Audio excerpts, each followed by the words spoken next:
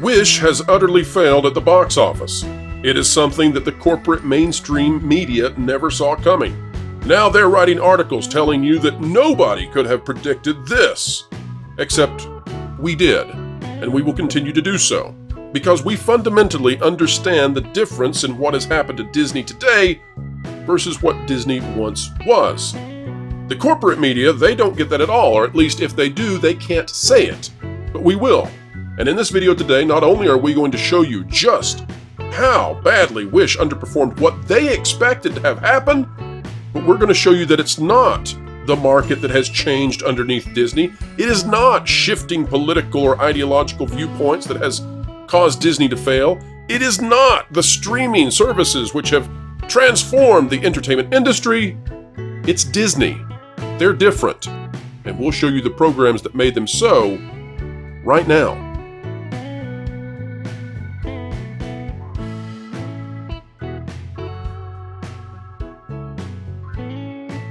Hello folks, welcome back to the WDW Pro channel. What a joy it is to share our time with you. Thank you for inviting us onto your devices and into your space.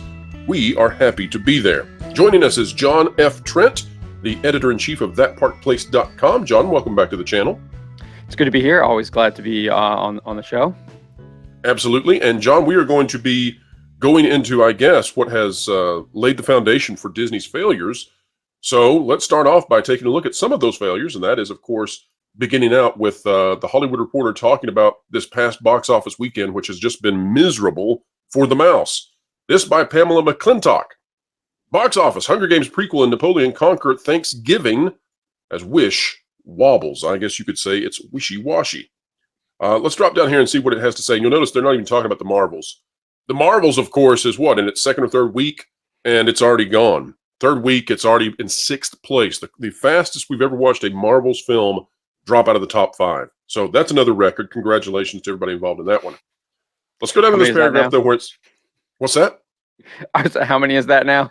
Oh, yes. It's earning all kinds of... Not the kind of trophies you want to acquire.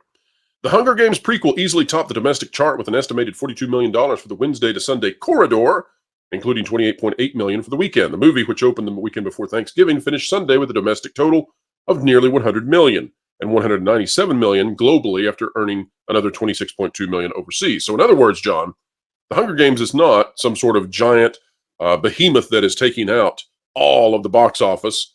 No, it's middling at best. I mean, when you're talking about a film that in its second week hasn't earned $100 million yet, and that second week came during Thanksgiving, this is not some massive film. Napoleon also is not a massive film. It's got a B- cinema score, which means that probably doesn't have legs, which, yes, pun intended there. Sorry, Napoleon. And yet still, Wish managed to come under that. Wish, an original story with no affiliated IP, they're putting that in there because they want you to know it's not a sequel, earned an estimated $19.7 million for the 3 days and $31.7 million for the 5 days to place number 3. Now, John, what I want to go to you on this is, where did the media have Wish just a month or two ago? What did they anticipate that Wish would do? Yeah, I think over the 5-day, if you look at Box Office Pro's original projections, they had it at topping at 100 million around there. I think it was like 90, 95 maybe around there. So doing huge numbers, nowhere near what we were seeing. Even going into the Thanksgiving week, I think Box Office Pro still had the 3-day at like around 50 million or so. So way higher than what we saw here in these box office returns. I think they were 50% off on the low end and 40% off on the high end.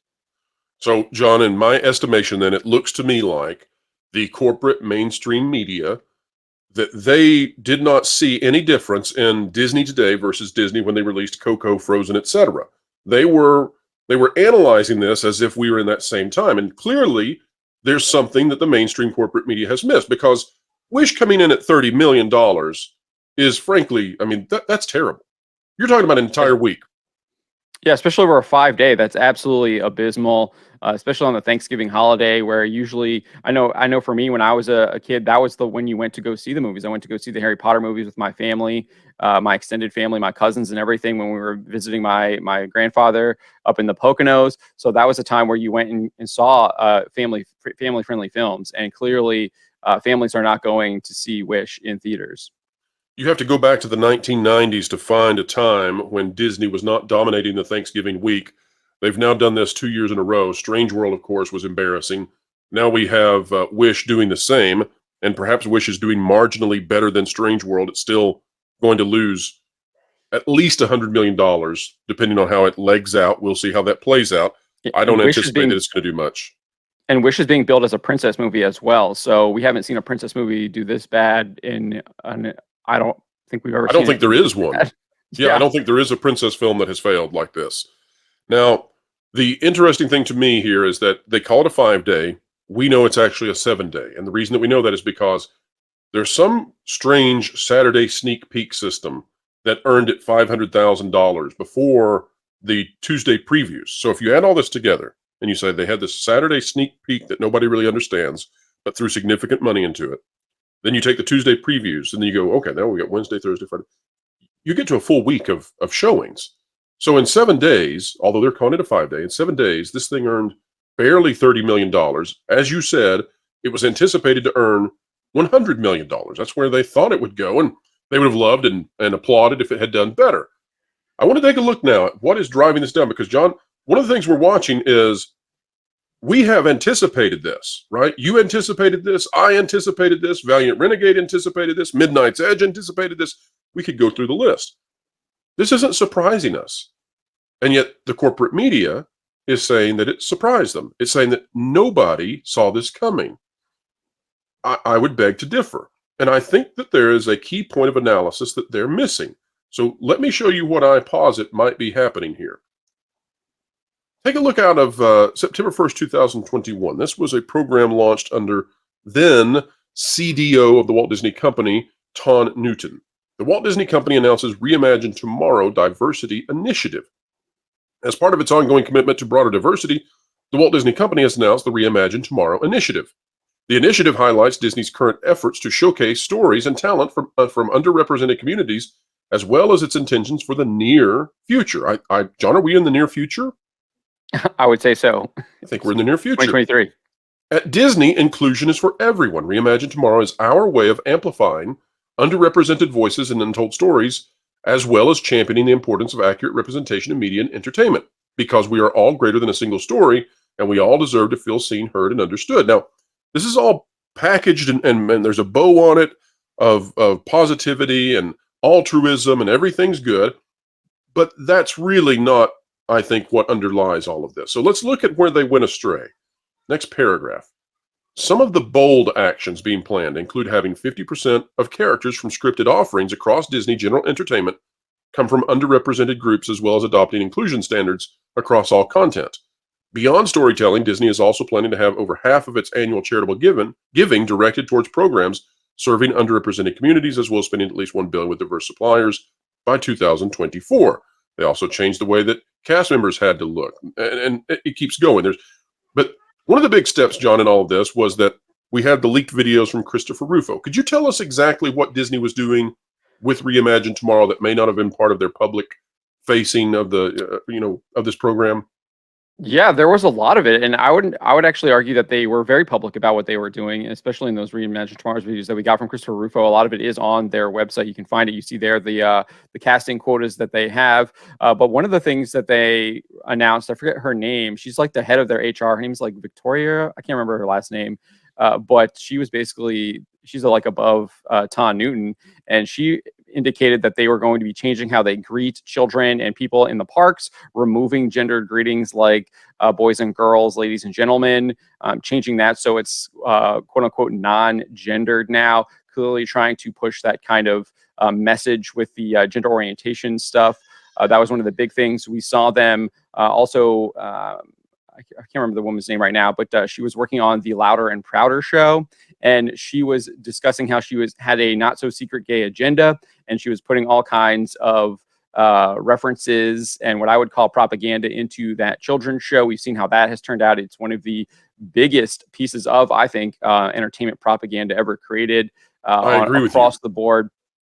So you had stuff like that. You had one guy discussing how they were creating spreadsheets and a way to track how many quote unquote like non-gendered characters that they had in their shows and how they were being represented and everything like that. And then you had their head of Disney General Entertainment. I think her name is Carrie Burke. I think that's her name.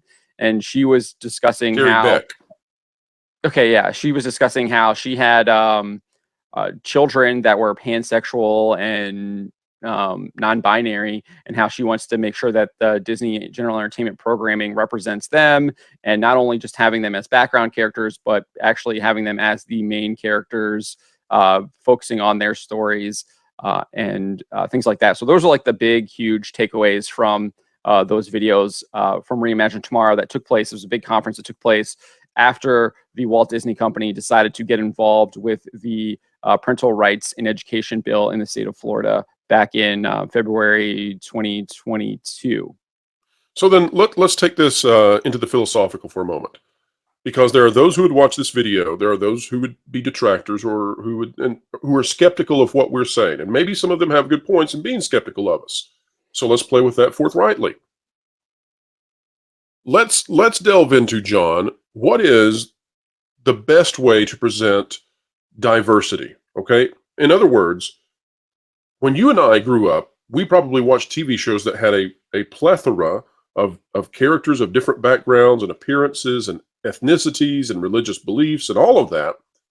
What we're seeing here is fundamentally different, though. Because if you just came to me and said, well, we want to have people who aren't on TV, then I would say, wonderful.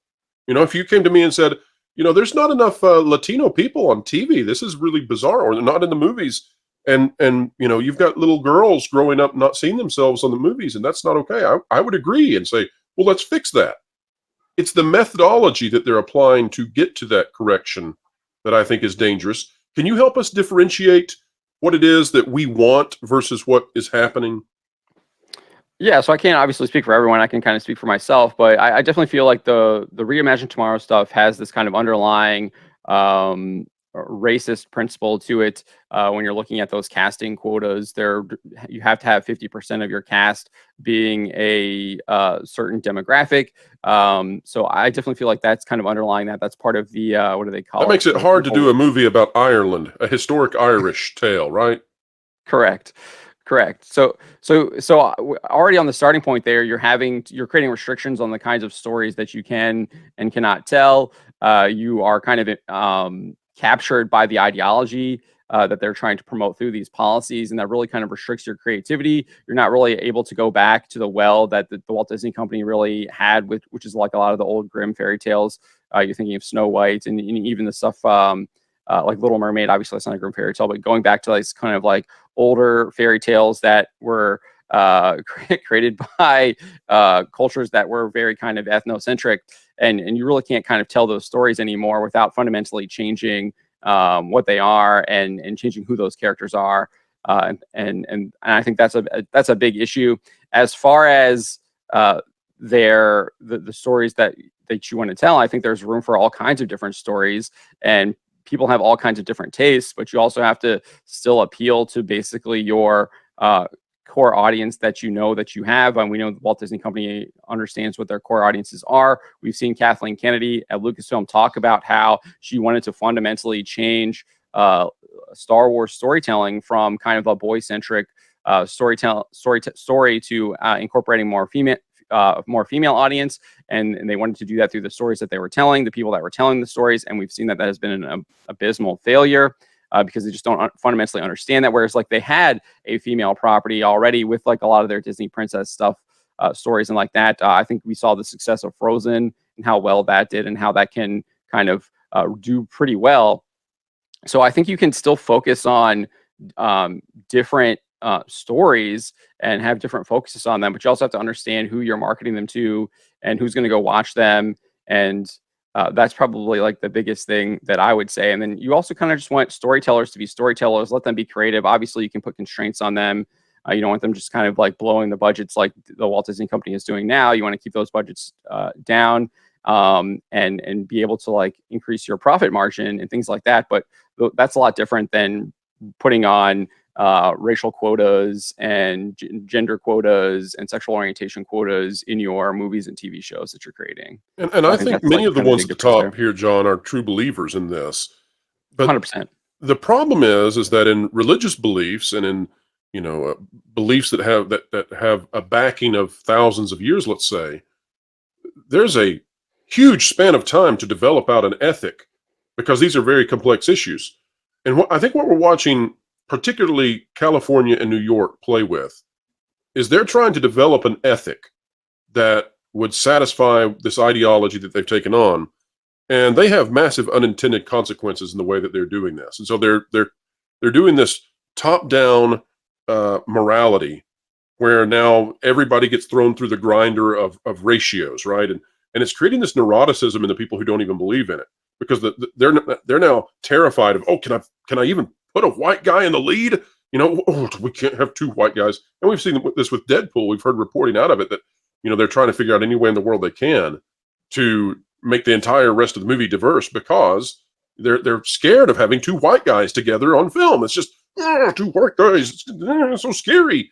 And I think that comes down to, it comes down to this craziness that we're doing where rather than recognizing the value of every single human being, we are now categorizing human beings based on immutable differences. Now, correct, John, the program Reimagine Tomorrow, I think, has been heard about quite a bit. Again, Christopher Rufo did a fantastic job of leaking that out. We've covered that significantly. You did a fantastic job. A program that is lesser known, but which needs to be known if we're going to analyze what has happened to Disney. And frankly, the corporate media is not going to do this, so it's incumbent upon us to do it, is the Stories Matter group. And this is, in my understanding, this is within Reimagine Tomorrow, but it's not talked about as much. Let's read through some of this. This is still up on the Walt Disney Company's website. And remember, folks, that all this came about back in 2021, but it was also being incubated and formulated back as early as 2019. Now, this one has had significant impacts on the parks, but also movies. Take a look at this. Stories shape how we see ourselves and everyone around us. So as storytellers, we have the power and responsibility to not only uplift and inspire, but also consciously, purposefully, and relentlessly champion the spectrum of voices and perspectives in our world. As part of our ongoing commitment to diversity and inclusion, we are in the process of reviewing our library and adding advisories to content that includes negative depictions or mistreatment of people or cultures. Rather, every movie that has a bad guy is going to feature an advisory, apparently. Rather than removing this content. Yes, we see an opportunity to spark conversation and open dialogue on history that affects us all. We also want to acknowledge that some communities have been erased or forgotten altogether, and we're committed to giving voice to their stories as well. We can't change the past, but we can acknowledge it, learn from it, and move forward together to create a tomorrow that today can only dream of. Now, all of this sounds gobbly-gobbledy. It's filled with corporate speak, but the bottom line is the pragmatic effect of it is that they put advisories such as this in front of, I would say, the majority of what Walt Disney himself was a part of. And up until these sorts of programs came around, I don't think there was any kind of public outcry that Walt Disney himself was a bad person or that he had created negative content. Instead, Walt Disney himself was a beloved figure, right? Yeah, there were propaganda outlets that were trying to diminish him because he testified in front of Congress. Right, but those are more fringe elements. Right. But now the company itself. So this was a transformative moment in my estimation, was this idea that they were going to label their legacy in a negative way because they're now better than their legacy. But that doesn't seem to be true. They can't produce anything now that is better than their legacy.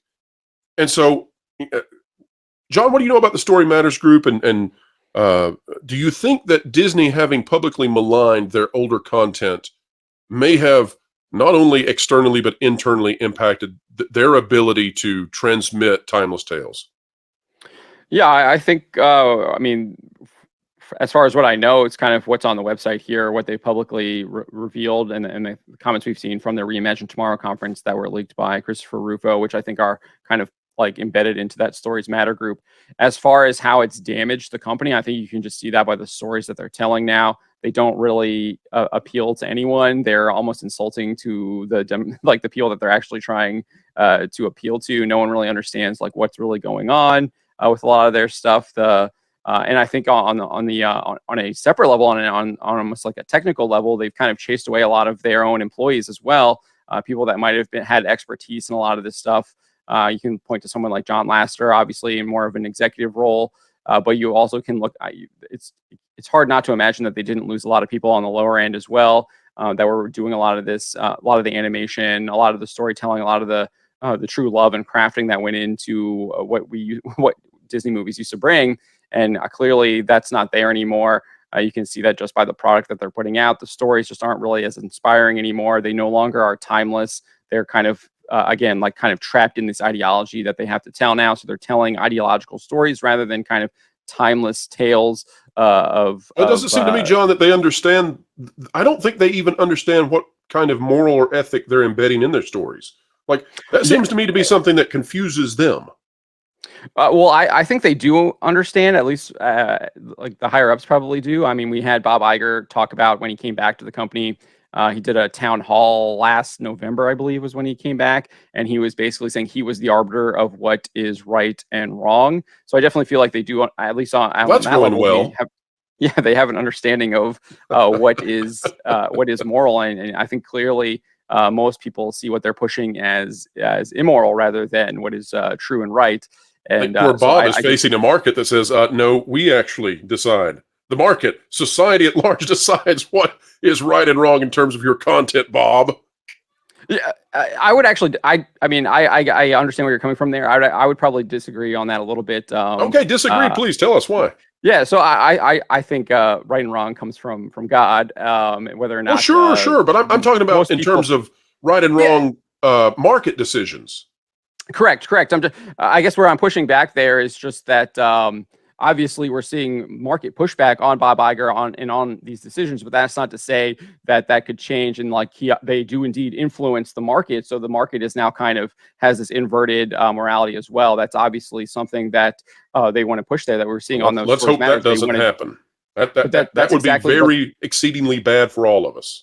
That's, I mean, we see it there. That's exactly what they're trying to do. We had leaked emails from Bob Chapek back in February and November 2022 when he was trying to stay out of the parental rights bill there in Florida. He actually said that they were going to create content to get around bills like that.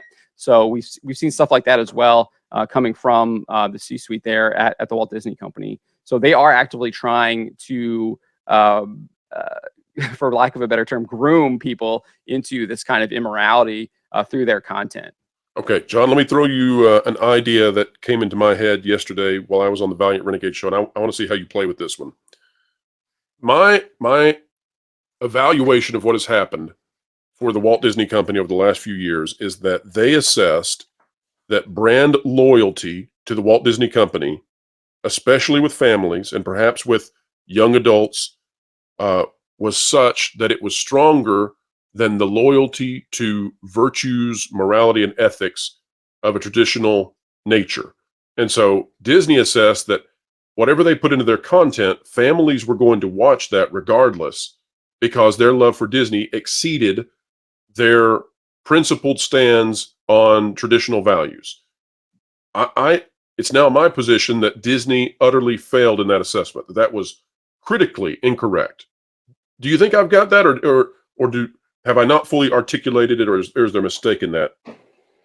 No, I think you're probably right there. We saw in their Form 10K form with the Securities and Exchange Commission that was one of their big risks, that their environmental and social goals differed widely from their actual audience and the people that they were trying to sell their products to across the board, not just at movies, but theme park experiences, etc. Their licensing products and things like that. I definitely feel like that is something that they recognize and they realize that I think they're pointing it as a risk, but I almost feel like it's not a risk anymore. It's something that they've completely failed at. And obviously there's still people that are willing to go to see Disney films. I mean, we saw 30 million over a 5-day Thanksgiving. So there is a certain portion that is doing that. But I kind of talked about this in a video on the Trend Report late last, I guess it was on Saturday, and I was covering the Wish stuff. And I think there is indeed a soft boycott happening of the Walt Disney Company. I call soft boycott because it's not people out there picketing the Walt Disney Company. They're not on a picket line. They're not out there vocally saying like boycott the Walt Disney Company. We haven't really seen anything like that since I feel like Gina Carano got fired. I think a soft boycott is more powerful because I think it's intrinsic. Yeah, and I think we see that across the board. I mean, you look at the Thanksgiving offerings. We were even talking about how the low returns for the Hunger Games prequel. People are finding other things to do with their money. They're spending time with their family over the Thanksgiving weekend rather than going to the theaters and spending time there. They're just finding different ways to spend their money, and they're choosing not to go to not purchase things that the Walt Disney Company is offering, whether that's a theme park experience, whether that is a theatrical film.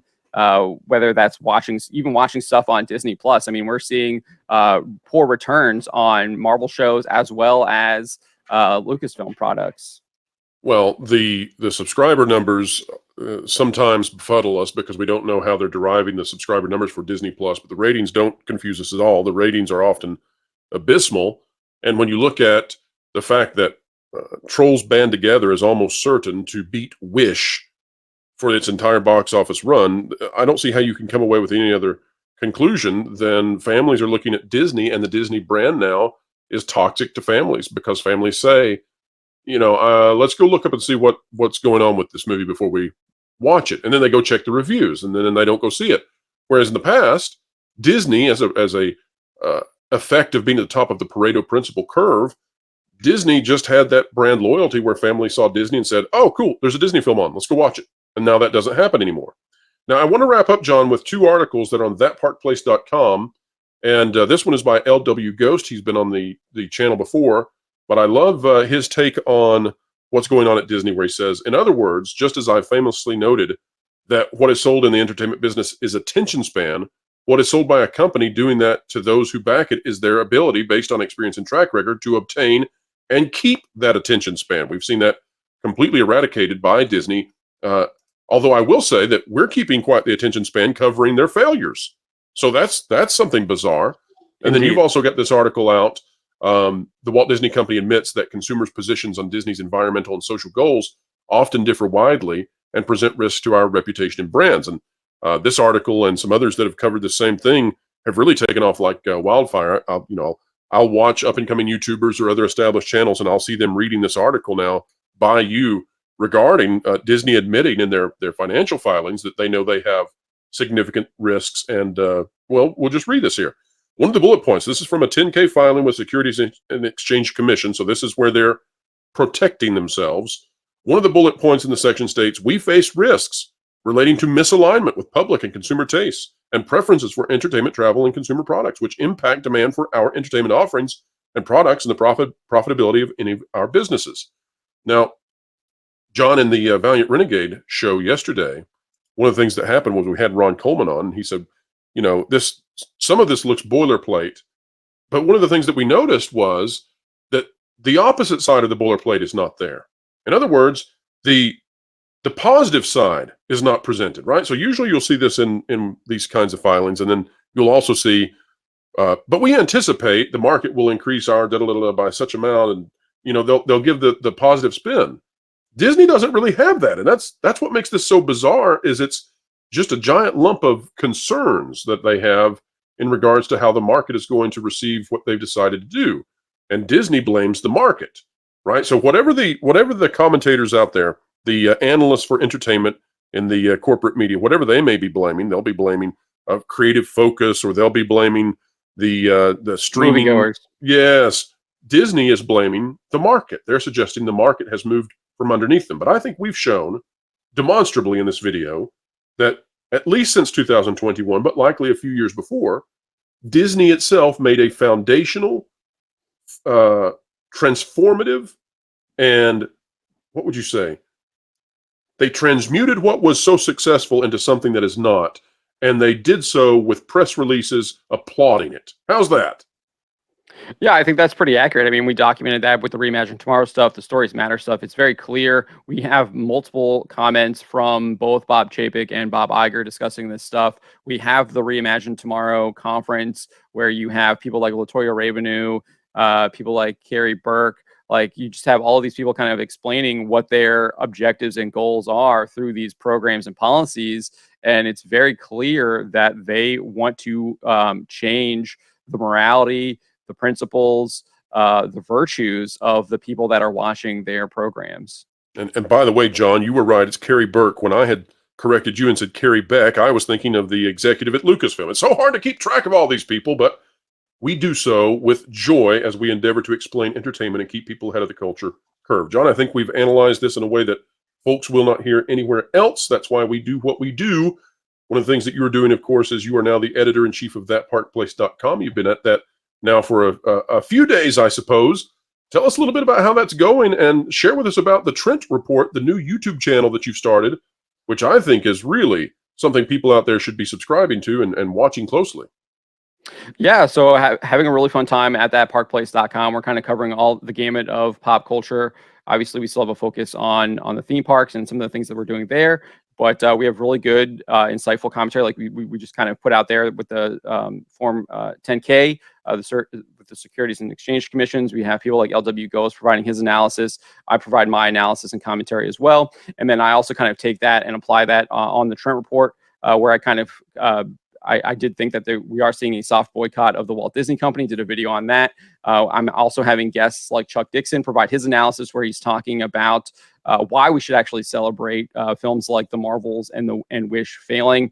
Obviously, I'm not going to go into details, but it's good that these things are failing because it's showing that people are rejecting the manipulation, the way that they're trying to actually transform our morals, principles, and virtues into something that is not aligned with what is true and right.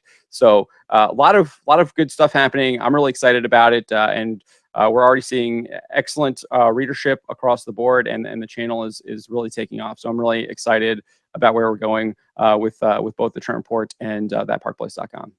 Well, I think you're doing fantastic, John. And I guess to summarize, folks, when they tell you a lie, it's always wrapped in gold. And that's how Reimagine Tomorrow and the Story Matters group and all of that has been presented. It was all wrapped up in altruism and optimism and utopia. But it turns out that when you quickly attempt to harangue the market with your own values and ethics that you developed just 5 minutes ago, there may be some unintended consequences, because those sorts of things need to develop over a very long span of time. It's great to have diversity. We love watching people be represented in movies and film and all of that. It's the methodology that Disney attempted to do so that is utterly, horrifically bad and just has resulted in failure. And there's no other way to look at it than that. One thing, though, folks. Yeah, go ahead, John. Yeah, just to give a quick analogy on that, that's kind of the tale of Sauron, right? He wanted to he disobeyed the orders, decided to try and rebuild Middle Earth and kind of replenish it, but his greed, his desire for power corrupted him, and he became the greatest evil Middle Earth had ever seen. Well, it's the snake in the garden, isn't it? The lie that is told is one that makes you believe that good things are on the way if you'll just step outside of what truth is. And that it never goes well, folks. It never goes well. One thing that you can take away from this video, though, please remember, folks, that the media is going to tell you that there are a number of factors that are outside the control of Disney or the media, because the media cheerleaded this, when in fact, if you've seen this video, you now know that Disney took transformative steps. They are the ones who changed, not you. You still want good content, and they don't want to deliver it to you the way they have been. Folks, if you like content like this, consider clicking the like button, share, subscribe, and when you click it, you stick it to the algorithms. It's the notification bell. Drop a comment down below. Let us know your thoughts. This should not be a conversation between two people, but rather this is a dialogue with an entire community. So let us know what you're thinking right now, and tell us if we got anything wrong. We'd love to hear about it, lest we be wrong any further. Also, as we wrap up today, ladies and gentlemen, thank you for helping us hit 50,000 subscribers today, only 11 months into this channel's existence. You are the electricity, and we are thankful.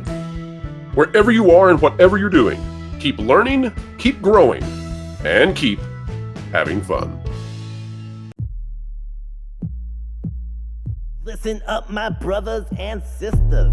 You've been listening to Phils and Zoes with an agenda to destroy your brain cells for far too long. It's time to change your way of doing things. Hold up. TPP is the place to be. Covering the news so honestly. It's a team that's cool and tried and true. Ahead of the culture curve, they're trying to keep you. Jonas and Pro, they run the show, and they dragged in the bearded culture casino. You got Valiant and Lord and Fourth of Line. Wonderful people, yeah, they're alright. They got weird bringing in people like Floral, but made no mistake with Lorena Creole. Amelia and John, stuttering guitarist. Martin and Tawny and someone called CMS. Fat Steven makes a bunch of all the graphics. Did I mention a partnership with Bending in the comics? Fat Sky is a guy and Doc Matt does the web stuff. There's probably some people I missed. I hope they're not telling you the news that should be fun. With accurate info that's not been spun. You can figure it out as you will see. The TPP is the place to be.